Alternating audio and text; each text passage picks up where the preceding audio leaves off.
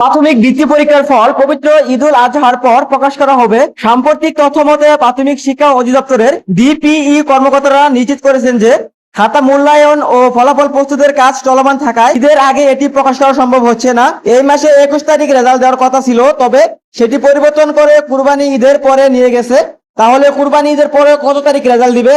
কুরবানি ঈদের পরে জুনের প্রথম সপ্তাহে রেজাল্টটি প্রকাশ করে দিবে। রেজাল্ট দেখতে পারবেন আইপিএমএস ওয়েবসাইট থেকে। যারা মোবাইল থেকে রেজাল্ট দেখতে চাচ্ছেন, প্রথমে আপনার মোবাইল থেকে যে কোনো একটি ব্রাউজার ওপেন করে দিবেন। সো ব্রাউজার ওপেন করার পর এখানে সার্চ করে দিবেন বৃত্তি পরীক্ষা রেজাল্ট লিখে, অথবা আমার এই ভিডিও ডিসক্রিপশন বক্সে একটি লিংক পেয়ে যাবেন, সেই লিংকে আপনি ক্লিক করে দিবেন। সো লিংকে ক্লিক করে দেওয়ার সাথে সাথে আপনার সামনে এরকম একটি পেজ চলে আসবে।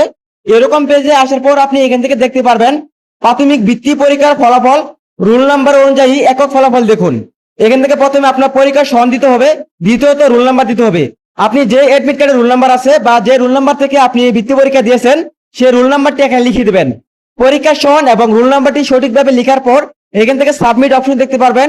আপনি এখান থেকে সাবমিট অপশনে ক্লিক করে দিবেন। সাবমিট অপশনে ক্লিক করে দেওয়ার সাথে সাথে আপনার মোবাইল থেকে রেজাল্ট দেখতে পারবেন। তো ঈদের পর যেদিন রেজাল্ট দিবে সেই দিন রেজাল্ট দেখতে আমাদের অবশ্যই এই চ্যানেলটি সাবস্ক্রাইব করে রাখবেন, কারণ সবার আগে আমরা ভিডিও দিব যে কিভাবে রেজাল্টটি দেখতে হয়। তো এই ছিল আজকের ভিডিওটি ভালো লাগলে অবশ্যই ভিডিওতে লাইক দিবেন। পরবর্তী এরকম ভিডিও পেতে আমাদের এই চ্যানেলটি সাবস্ক্রাইব করে রাখবেন। ধন্যবাদ।